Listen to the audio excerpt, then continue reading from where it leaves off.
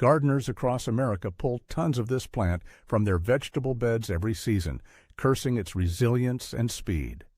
A 2019 study from the University of São Paulo analyzed the nutritional content of common garden weeds and found one species containing 4.2 grams of protein per 100 grams of fresh leaves, higher than spinach at 2.9 grams. The same plant delivered 3 times the calcium of lettuce and comparable iron levels to cultivated greens that cost $4 per bunch. We spend billions maintaining monoculture lawns while this botanical goldmine spreads freely, asking nothing, offering everything. The distinction between weed and vegetable has never been botanical. It has always been economic. This plant grows faster than any lettuce you can buy, tolerates poor soil better than kale, and reseeds itself without human intervention. Yet the industrial food system has no use for a crop that refuses to behave, that cannot be trademarked, that grows without permission. The plant in question is Galinsoga, specifically Galinsoga parviflora, and its cousin Galinsoga quadriradiata. Indigenous communities in the Andes have eaten it for centuries, but European colonizers dismissed it as a nuisance. It arrived in North America as a stowaway in the 1800s and has been fighting for recognition ever since. If you enjoy discovering the hidden value in plants the world has forgotten, subscribe to this channel. Modern agriculture insists that protein comes from meat, dairy, or expensive superfoods shipped across oceans. Galinsoga quietly disproves this narrative in every backyard where it appears. Fresh Galinsoga leaves contain more protein per weight than romaine lettuce, arugula, or the baby spinach sold in plastic containers. The numbers are not close. Galinsoga delivers 4.2 grams of protein per 100 grams fresh weight, while iceberg lettuce provides barely 0.9 grams. This is not a marginal difference. This is a fundamental recalibration of what we consider valuable food. The plant also contains significant levels of vitamin C, beta-carotene, and essential minerals, including calcium, iron, and magnesium. A single handful of Galinsoga leaves provides more nutrition than an entire head of commodity lettuce. Yet we spray it with herbicides, yank it from the soil, and toss it into compost bins. The waste is staggering. Nutritional studies from Mexico and Brazil confirm what traditional communities already knew. Galinsoga is not just edible, it is superior. Galinsoga originated in Central and South America, where it thrived in the highlands of Mexico, Guatemala, and Peru. The Aztecs knew it as milchilla, meaning little honey, referencing the plant's subtle sweetness. Andean farmers cultivated it alongside quinoa and amaranth, recognizing its value as a fast-growing green vegetable. Spanish conquistadors documented its use in indigenous diets but saw no commercial potential. European colonizers were obsessed with crops that could be exported, taxed, and controlled. Galinsoga offered none of that. It grew too easily, spread too readily, and belonged to no one. By the time European botanists catalogued it in the 1700s, it had already been reclassified, not as food, but as a weed. The plant was named after Spanish botanist Mariano Martínez de Galinsoga, but its culinary heritage was conveniently forgotten. When Galinsoga reached North America in the 1800s, it was treated as an invader, not a resource. Farmers saw only its aggressive growth, not its nutritional density. History chose uniformity over abundance, and Galinsoga became invisible. The modern food industry operates on a simple principle. If a crop cannot be mechanized, standardized, and shipped long distances, it has no value. Galinsoga violates every rule. Its tender leaves wilt quickly after harvest, making it unsuitable for the supply chain that feeds supermarkets. It cannot be grown in vast monoculture fields because it self-seeds aggressively and refuses to grow in neat rows. Mechanical harvesting equipment would destroy its delicate structure. Plastic packaging would cause it to deteriorate within hours. The plant demands to be eaten fresh, ideally within minutes of picking.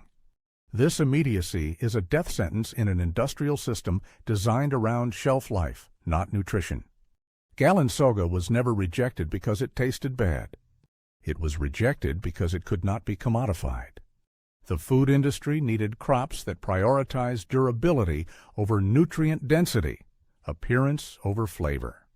Galinsoga offered the opposite, and so it disappeared from our plates. Galinsoga is an annual plant that completes its entire life cycle in 6 to 8 weeks. This speed is unmatched among leafy greens. Spinach requires 40 to 50 days to reach harvest size under ideal conditions. Lettuce demands careful temperature control and consistent watering. Galinsoga grows in disturbed soil, partial shade, and neglected garden corners where nothing else thrives. It tolerates drought better than most cultivated vegetables and actually prefers the erratic conditions that stress conventional crops. The plant produces thousands of tiny seeds per individual, ensuring its survival without human assistance. Each seed can remain viable in the soil for years, waiting for the right conditions to germinate. Gardeners call this persistence a flaw, but ecologists recognize it as resilience. Galinsoga does not need fertilizers, pesticides, or irrigation systems to produce abundant, nutrient-dense leaves. It simply grows, adapts, and multiplies. This is the biology of abundance, and the market has no use for it. Galinsoga tastes nothing like the bitter, fibrous greens most people associate with wild plants. The flavor is mild, slightly sweet, with a delicate texture similar to young lettuce or mâché. There is no bitterness, no toughness, no need for prolonged cooking to make it palatable. The leaves can be eaten raw in salads where they add a subtle, pleasant crunch. When cooked, Galinsoga behaves like spinach, wilting quickly and developing a slightly earthy, almost nutty undertone. Traditional preparations in Mexico involve sautéing the leaves with garlic and chili or adding them to soups and stews. Peruvian cooks use Galinsoga in quinoa verde, a green quinoa porridge enriched with wild greens. The flowers are also edible, offering a faint sweetness that works well in mixed salads. Taste tests comparing Galinsoga to store-bought spinach consistently favor the wild plant for its cleaner, less metallic flavor. This is food that does not need to be disguised, processed, or enhanced. It tastes better because it grows without the chemical interventions that degrade flavor in commercial crops. The difference is immediately noticeable to anyone willing to try. Place Galinsoga next to any supermarket green and the contrast becomes undeniable. Iceberg lettuce is 96% water, offering almost no nutritional value beyond hydration. Galinsoga contains less water and more of everything that matters: protein, minerals, vitamins. Romaine lettuce provides 1.2 grams of protein per 100 grams. Galinsoga delivers 4.2 grams, nearly 4 times more. Baby spinach, sold in premium packaging for inflated prices, contains 2.9 grams of protein. Galinsoga still wins. Calcium levels in Galinsoga exceed those in most leafy greens, rivaling kale without the bitterness. Iron content matches or surpasses spinach, depending on soil conditions. The plant also provides flavonoids and antioxidants at concentrations comparable to expensive microgreens. Yet Galinsoga costs nothing, requires no industrial farming, and grows without permission. The food industry cannot compete with free, and so it pretends Galinsoga does not exist. Galinsoga plays a critical role in disturbed ecosystems, stabilizing soil and preventing erosion. Its rapid growth allows it to colonize bare ground faster than invasive grasses or non-native species. The plant provides nectar for small pollinators, including native bees and beneficial wasps. Birds consume its seeds, integrating Galinsoga into local food webs. In permaculture systems, Galinsoga functions as a dynamic accumulator, drawing nutrients from deep soil layers and making them available to other plants when it decomposes. Its presence indicates healthy, biologically active soil. Gardens where Galinsoga thrives are gardens where the ecosystem is functioning. Removing it entirely disrupts this balance, creating opportunities for less beneficial species to dominate. Ecologists studying urban biodiversity have documented Galinsoga as a keystone species in vacant lots and community gardens. The plant does not deplete resources. it enhances them. Yet we continue to treat it as an enemy, spraying toxins to eradicate a plant that is actively improving the environment. The logic is backwards and the cost is immeasurable. Galinsoga will never appear in grocery stores, and that is precisely why it matters. It represents a food system that operates outside corporate control, beyond patents and profit margins. Every gardener who stops pulling Galinsoga and starts eating it participates in a small act of rebellion. This is not about rejecting modern agriculture entirely. It is about recognizing that the wild, the free, and the abundant still have value.